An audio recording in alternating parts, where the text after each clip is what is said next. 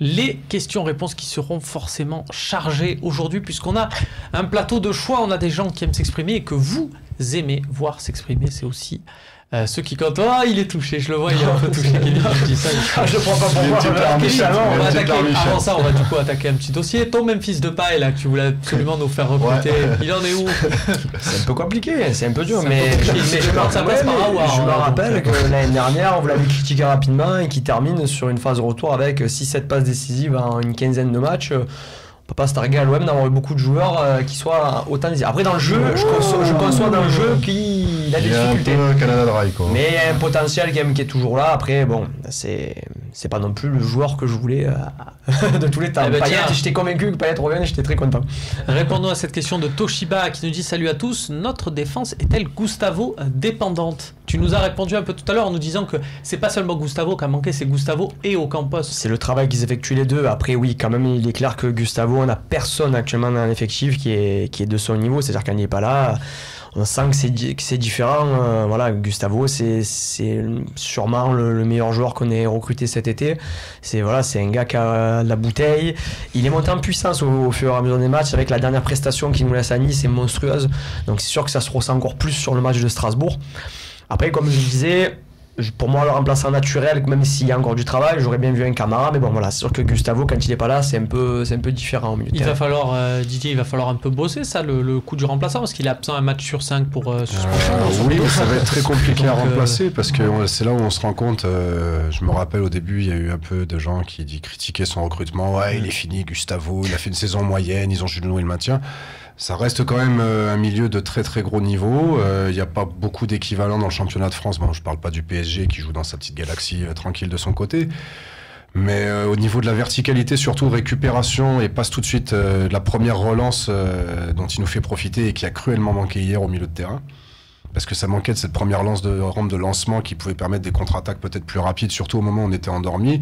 Aussi, sans parler de son état d'esprit qui est irréprochable, c'est un guerrier sur le terrain, comme on aime voir à Marseille, évidemment. Donc oui, on est dépendant, mais est-ce qu'on avait aussi la capacité de recruter un autre milieu de ce niveau-là? Donc c'est là où le problème se pose aussi. Si je peux me permettre pour rebondir, le truc, sans encore tacler une fois de plus Sertic, normalement son remplaçant naturel est Grégory Sertic. Le problème c'est que voilà, ça n'a pas marché. À première vue, l'idée est intéressante de même de récupérer à peu près pour 1 million d'euros à Bordeaux un joueur qui a expérimenté en Ligue 1, il a 28 ans. Qui accepte d'être remplaçant, qui accepte, Normalement, même s'il y a une différence, on ne compare pas Gustavo et Sertic, il y a quand même certains matchs contre Strasbourg ou dans les affiches, normalement on aurait pu voir la patte Sertic. Le problème c'est que même dans ces affiches-là, bon, même s'il n'a pas joué là à Strasbourg, mais dans des affiches moindres, le joueur n'a pas convaincu. Et là, voilà, on ressent quand Gustavo n'est pas là. Il n'y a pas du tout de remplaçant. Sur Sertic, il y a un malentendu parce que quand même, quand il arrive, bon, on nous dit qu'il doit remplacer la Saint-Diarra qui va se barrer en sentinelle, sauf qu'il fait une prestation catastrophique à Metz en sentinelle. On voit que c'est pas un vainqueur bis déjà. Aussi. Dès ce moment-là. Et après, il se fixe en charnière centrale. Hein, et moi, cet été, il nous disait qu'il voulait quand même essayer d'être défenseur central. Donc, ouais, non, on n'a pas de remplaçant. Il avait fait un plutôt bon match de mémoire, c'était contre Rennes, où il avait muselé, donc pas cette saison. Ouais, c'est l'année dernière. Il était très c'était Rolando Sertic, la défense centrale, c'était très correct. Au final, il est victime peut-être des errements de fin de mercato avec ses joueurs en défense centrale qui sont pas partis, qui sont partis après coup, comme Thomas Obokan. Ouais. Il aurait pu à ce moment-là grimper dans la hiérarchie, peut-être accrocher une place si Rolando avait trouvé. C'est pas faute des dirigeants marseillais d'avoir essayé de trouver un point de chute à Rolando dans les derniers jours du mercato, mais voilà, il ne pouvait pas faire avec la volonté du joueur. Après, j'ai presque envie de te dire que le remplaçant naturel de Luis Gustavo, c'est finalement c'est Anguissa. Bien sûr, mais bon, il y a encore un tel, voilà, il est en progression, il y a encore un grand chemin à parcourir, voilà, parce qu'hier on le voit parfois un petit peu perdu sur Gustavo. J'ai pas l'impression que c'est un pur 6 qui pourrait remplacer Gustavo. Après, non, mais tu vois, ce que disait la verticalité justement qu'il peut apporter, déjà récupération, il y va, c'est un vrai récupérateur. Et puis après, il est capable d'amener, de courir, d'amener un peu le danger. Donc, bon, voilà, mais encore à dégrossir. Il y a du travail. Voilà, ouais. Florence Bosquet qui nous pose une question sur Facebook. Bonsoir, qu'en est-il des places non distribuées aux supporters parisiens? Quand pourrons-nous en bénéficier? Alors vous savez, c'est les places, c'est Jean-Bouin maintenant dans le quart de virage, on va dire ça comme ça. Les places parquage visiteur, il n'y aura pas de supporters parisiens, n'ont toujours pas été mis en vente.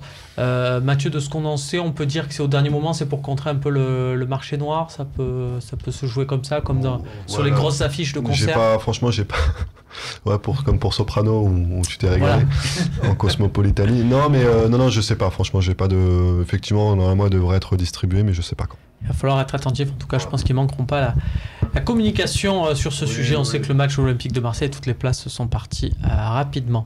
Mamad 13, est-ce que c'est peut-être Mamadou Niang qui a repris un petit pseudo là après sa séance à Consola? On le salue d'ailleurs, c'était son anniversaire il y a quelques jours. Après 2 mois et demi de compétition, jugez-vous le début de saison de l'OM mauvais, encourageant ou réussi?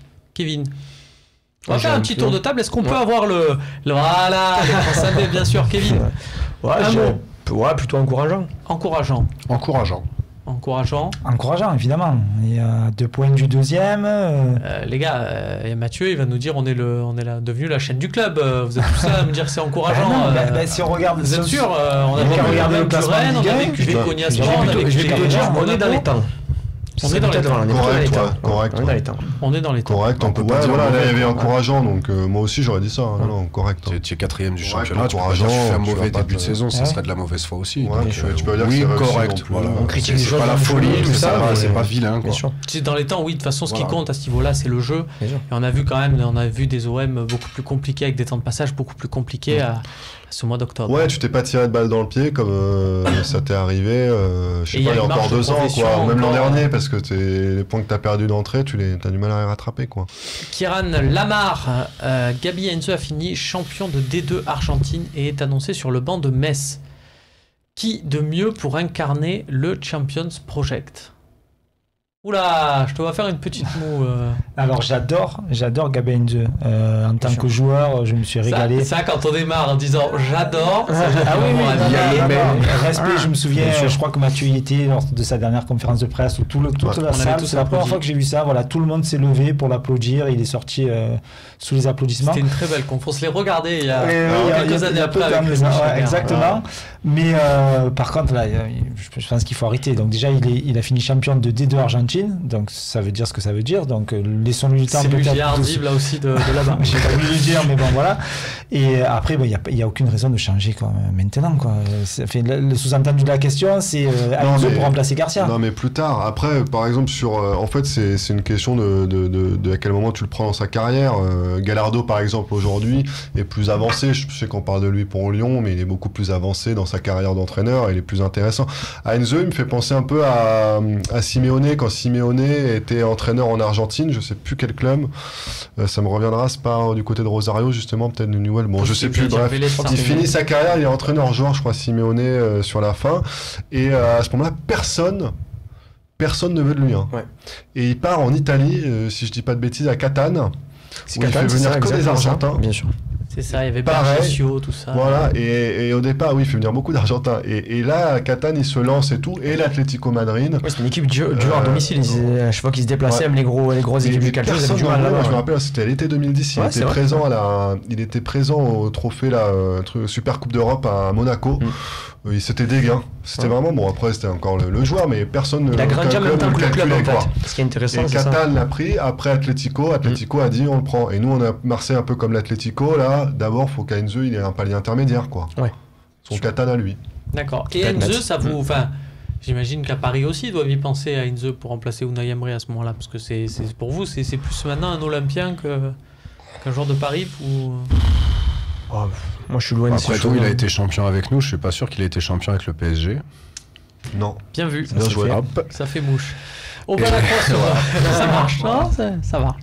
Au Balacroix sur Facebook, pourquoi recruter un gardien en réserve alors qu'on a déjà Escalès, Madede et Bezic? Madede qui fait de bons matchs avec la réserve. Est-ce que... Pour toi, c'est vrai que la situation, on a toujours beaucoup de gardiens. On a toujours beaucoup de gardiens à l'OM. Ouais, c'est ça. Mais en plus, ce qu'on entend au club et ceux qui suivent le centre de formation, c'est le cas. En plus, on a toujours eu des gardiens très intéressants à l'Olympique de Marseille. Après, s'ils veulent en prendre un autre, s'ils jugent que ce jeune est au même âge que les autres a un potentiel plus intéressant, à voir. Ou à moins, est-ce que c'est, je sais pas, est-ce qu'il y a peut-être en interne un de ces jeunes joueurs qui va peut-être partir, il y a peut-être quelque chose qu'on n'est pas au courant et que du coup... Moi, c'est juste sur Escalès, c'est vrai qu'il est 3e gardien cette année, c'est bien. Moi, je fonde des espoirs en lui. En tout cas, je sais quand même qu'il a une quarantaine de sélections en équipe de France, si je dis pas de bêtises, dans toutes les catégories, des U16, U17, U18, jusqu'à... C'est un gardien intéressant. Après, il s'est un peu troué sur les dernières prestations en espoir, sur 1 ou 2 matchs avec l'équipe de France. Il est passé un peu à côté, donc là il a disparu, mais voilà, ça va vite, comme on dit toujours chez les jeunes, ça va très vite, donc faut voir. Mais après, ce gardien, je crois que c'est un gardien de Rennes qui parle, c'est un gardien qui est passé par le Stade Rennais. Bon, on connaît aussi la qualité du centre de formation du Stade Rennais, si ça se trouve, voilà, peut-être qu'il a un potentiel encore un peu plus important que les 3 jeunes cités, et bon voilà. On va finir par une question de Nico Amskas. Romain, tu préfères un point jeudi et un dimanche ou 3 jeudis et 0 dimanche, en référence au talk de jeudi dernier? C'est vrai que j'avais expliqué à Romain Ring que je préférais moi faire nul contre Strasbourg et nul contre Paris, parce que tu perds peut-être un point en route par rapport à une victoire à Strasbourg et une défaite contre Paris, mais que peut-être en termes d'espoir, ce que ça peut susciter, ce match nul, ça peut être intéressant pour la suite. Je donne exactement la même chose, c'est-à-dire que je préfère un point jeudi en Europa League et un point contre Paris. Ça fera 3 matchs nuls d'affilée, mais voilà, ce nul contre Paris, ça peut peut-être être porteur de quelque chose. Les points, que ce soit en Europa League ou au championnat, c'est pas joué, c'est mon avis. Une équipe est née, quoi, tu dirais dimanche soir. Pas forcément, mais ouais, peut-être le nouvel espoir pour être le premier épisode de la saga. Vous en pensez quoi, vous? Je suis d'accord. Je te suis, moi, 1+1, ouais. Alors, j'aurais pas peut-être eu forcément, j'aurais dit 3 à Strasbourg et 0 Paris, moi, si j'avais eu le choix. Mais là, sur de l'Europa League, on voit bien que c'est pas l'objectif principal. Non, un point jeudi, un point dimanche. T'es pas décroché non plus avec un point, t'es toujours là dans l'état, en Europa League. Il suffit après peut-être d'enchaîner. Mais c'est vrai que le match contre Paris, c'est la dynamique, comme tu dis, une question de dynamique et d'élan aussi. Et voilà, peut-être ça peut déclencher quelque chose d'encore plus intéressant dans l'équipe de l'OM. On verra, messieurs, on se retrouvera sur ce plateau jeudi pour évoquer ce match contre le PSG. On verra si une défaite est acceptable ou non et dans quelles conditions. Voilà maintenant comment on aborde les matchs contre le PSG. Mais il y aura en tout cas des choses à dire et on verra, on suivra bien évidemment cette rencontre avec attention. Merci d'avoir été avec nous. On se retrouve donc jeudi pour le prochain talk show. Messieurs, on se retrouve tous très bientôt, forcément, avec l'actualité de l'OM. Juste une seconde, je suis désolé. Dédicace, bien sûr. Au-delà d'une dédicace, c'est plutôt un hommage. Je voulais rendre hommage à mon oncle qui est parti la semaine dernière, un peu trop tôt. C'était un fervent supporter de l'OM et son fils Thibaut Kribiche, qui est mon cousin, est passé par l'OM en U15 et en U17 nationaux. Voilà, je pense à lui dans un moment, même si on a rigolé un peu sur le plateau, je pense à lui parce qu'il aimait beaucoup le Phocéen, il était fier de ce que je faisais, donc voilà. Écoute, c'est ça aussi, c'est des hommages, mais c'est aussi cette bonne ambiance qu'il faut continuer malgré les événements de la vie. Je vous ai dit, on se retrouvait jeudi, c'était vendredi bien évidemment, parce que jeudi il y aura le match. On va pas faire concurrence au match de l'Olympique de Marseille. On se retrouve le lendemain et puis il y aura ce match contre le PSG. Salut à tous.